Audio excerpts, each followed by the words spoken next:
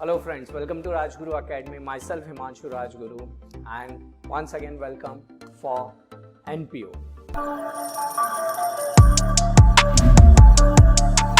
So now in previous video हम लोगों ने लाइफ मेंबरशिप फीस देख लिया, हमने कैपिटल रिसीट देख लिया, रेवेन्यू रिसीट देख लिया, एनपीओ का इंट्रोडक्शन देख लिया।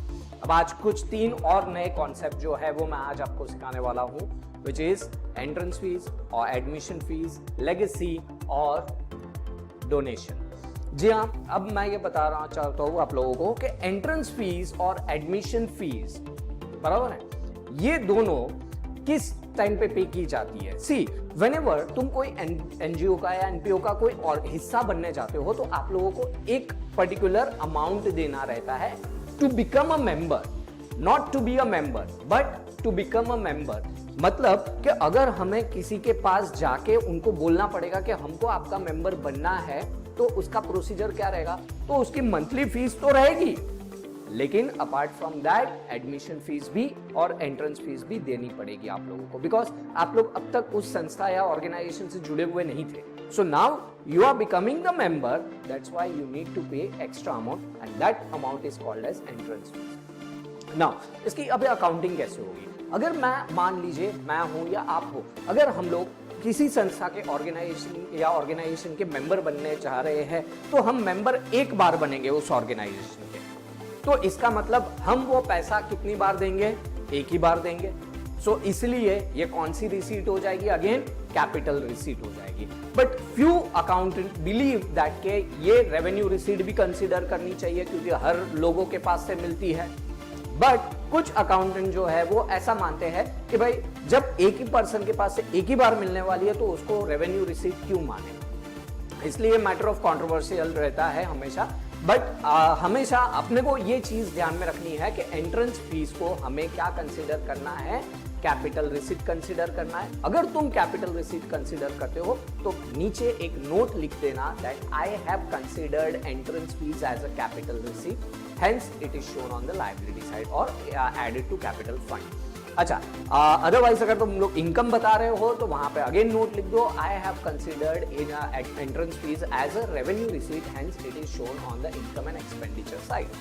ठीक है, अब एंट्रेंस फीस और एडमिशन फीस, लेकिन इन दोनों में एक चीज का बहुत बहुत इंपॉर्टेंट फैक्टर है कि एडमिशन फीस जो होती है, ये एडमिशन फीस का बहुत एक छोटा सा एक बहुत इंपॉर्टेंट पॉइंट है और वो बहुत बड़ा भी हो जाता है कई बार। जैसे कि मैंने बताया, और एनपीओ में ऑर्गेनाइजेशन कोई भी हो सकती है, इट में भी स्कूल, इट में भी कॉलेज, लाइब्रेरी, हॉस्पिटल, जिम खाना, स्पोर्ट्स, कहीं पे भी हो सकता है। लेकिन 2 चीजों का हमेशा ध्यान में रखना, एक कॉलेज, दूसरा स्कूल। अगर स्कूल और कॉलेज है और एडमिशन फीस दिया हुआ है तब, और उसके बारे में नीचे कुछ नहीं कहा गया है, वापस से मैं रिपीट कर रहा हूं, अगर एडमिशन फीस दी गई है स्कूल और कॉलेज में और नीचे कोई इंफॉर्मेशन नहीं दी गई है तो तुम्हें उसको इनकम कंसीडर करना है, तो तुम्हें उनको इनकम कंसीडर करना है। बिकॉज अगर तुम लोग, क्योंकि क्या होता है कि आज एक स्टूडेंट, तुमने तुम्हारी स्कूल में देखा रहेगा, तुम्हारे कॉलेज में देखा रहेगा कि तुमको every year admission fees charge होती है। सो एवरी ईयर तुम्हें चार्ज हो रही है, इसलिए तुम ही वो पर्सन हो जो एवरी ईयर उनको क्या दे रहे हो, एडमिशन फीस दे रहे हो। हेंस स्कूल या कॉलेज, उनके लिए क्या कंसीडर करने का अपने को, रेवेन्यू रिसीट। हेंस वो कहां पे चला जाएगा, इनकम की साइड पे चला जाएगा। कौन सी साइड चला जाएगा, इनकम की साइड। So entrance fees, admission fees, to become a member you need to pay the amount, और वो अमाउंट हम लोग एक बार पे करते हैं, बराबर है, इसलिए वो कौन सी रिसीट कही जाएगी, कैपिटल रिसीट। लेकिन कुछ लोग मानते हैं कि इसे क्या करना चाहिए, काफी बार बार आती है इसलिए इसको रेवेन्यू रिसीट भी बोलते हैं। बट हमको करना क्या है कि अगर तुम रेवेन्यू रिसीट लिखते हो तो तुमको नोट लिखनी है, और अगर कैपिटल रिसीट लिखते हो तो तुमको नोट लिखनी है। अगर कुछ नहीं दिया है तो otherwise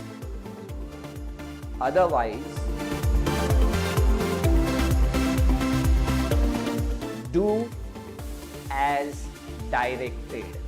what is that, do as directed. Question में बोला रहेगा हमें कि एंट्रेंस फीस को क्या करना है। जैसे कि मैं बताता हूं, फॉर एग्जांपल ये है हमारा कैश बुक, रिसीट, पेमेंट। अब कैश बुक में यहाँ पे हमें दिया गया है एंट्रेंस फीस, मान लीजिए 5,000। सो हमें नीचे एडजस्टमेंट में दिया रहेगा 50% entrance fees to be capitalized. इसका मतलब यहां पे हमको बोला गया कि आपको आधा क्या कंसीडर करना है, कैपिटल रिसीट करना है, इसलिए आपको कहां पे डालना है, कैपिटल फंड में डाल देना, और आधा आपको कहां पे रखना है, इनकम में ही डाल के रखना हुआ है। अब इनकम में ही रखना पड़ेगा। ओके, सो इस तरह से तुम लोग को दिया जाएगा। लेकिन अगर कोई इंफॉर्मेशन दी नहीं गई है तब तुम्हें क्या करना है, तब तुम्हें उसको, अगर तुम कैपिटल रिसीट कंसीडर करते हो तो नीचे नोट लिखनी है कि I have considered capital entrance fees as a capital receipt, hence it is shown on the capital in liability side और added to capital fund.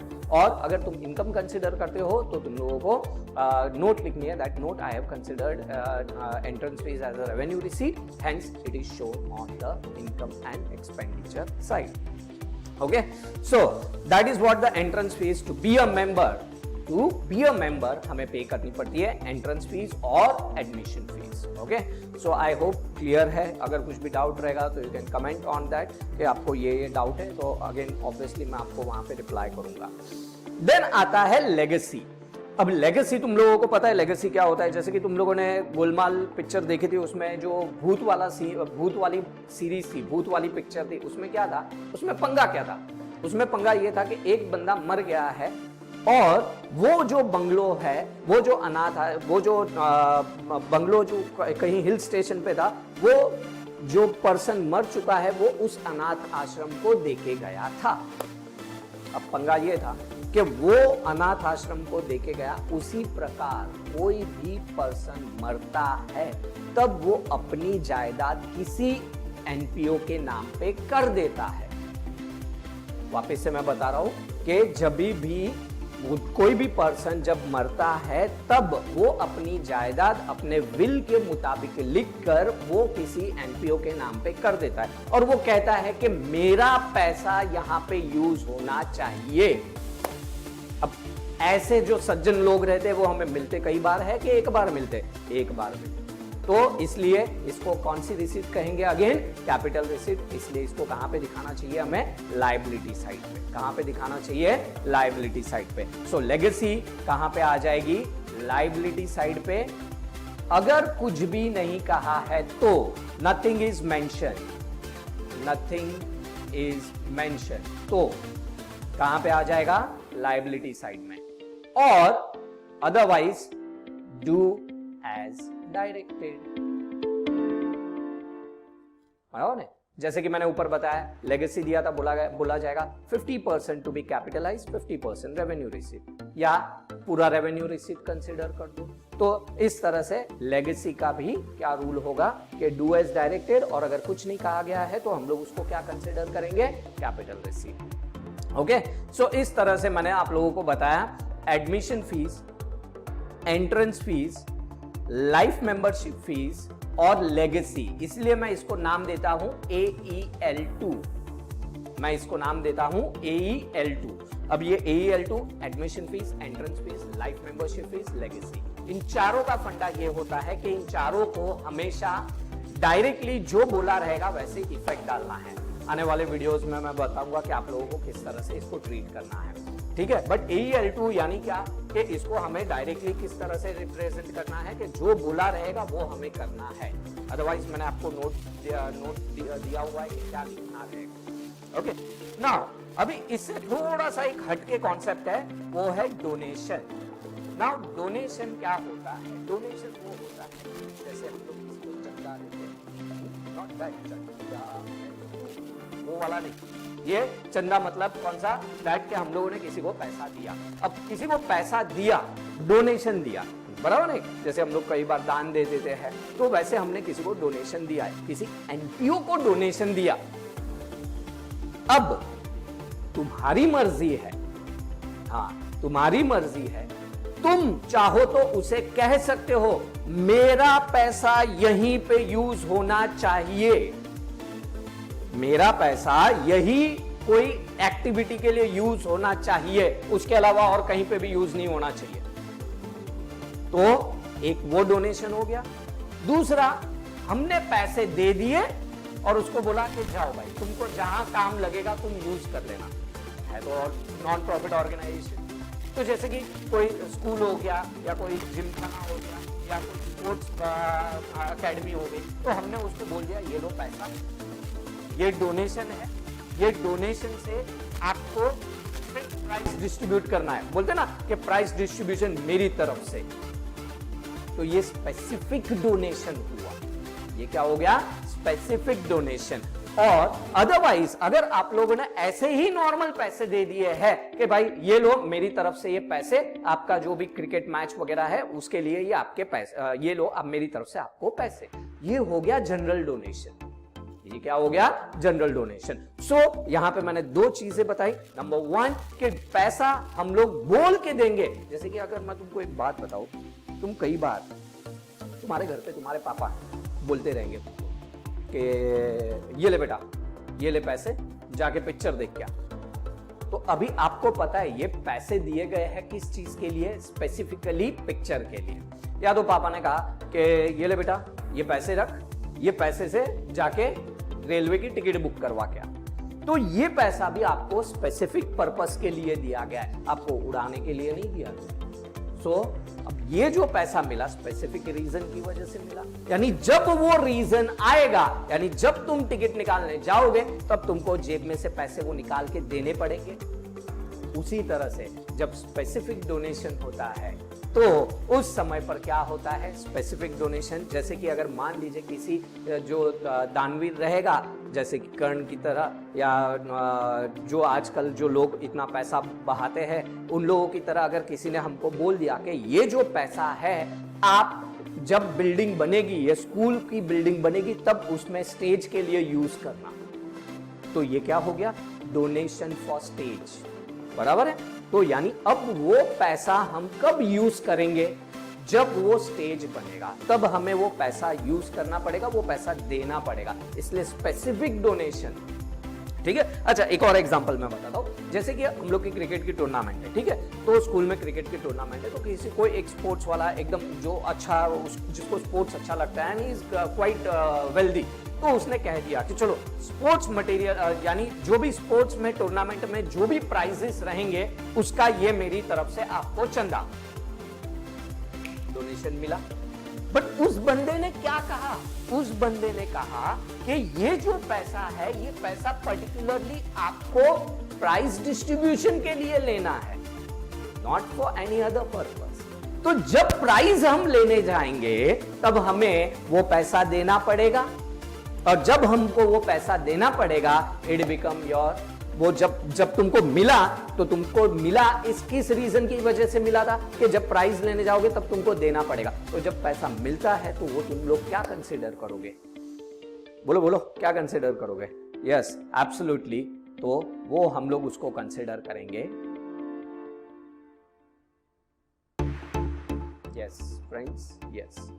So specific donation, अगर मैं बात करूं स्पेसिफिक डोनेशन, तो वो हमारे लिए क्या हो जाएगा? लायबिलिटी। ओके? और जनरल डोनेशन ऐसे ही बोल दिया, अब उसका हम लोग कुछ भी यूज करें।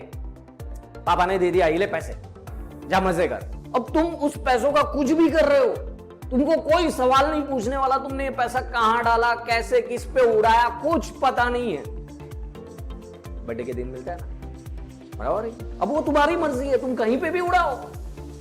बट अब यहां पे तुम्हारे लिए ये जो पैसा मिला, जैसे दिवाली के टाइम पे कोई भी मेहमान आते हैं तो हम लोग पैर छूते, तो हमें उनके पास से भी क्या मिलते हैं? पैसे मिलते है ना। तो अब ये जो पैसे हमें मिलते हैं, ये हमको कोई स्पेसिफिक पर्पस के लिए नहीं मिलते। जैसे कि मेहमान आए और हमको बोल दिया ये ले पैसा, इससे किताब ही खरीदना।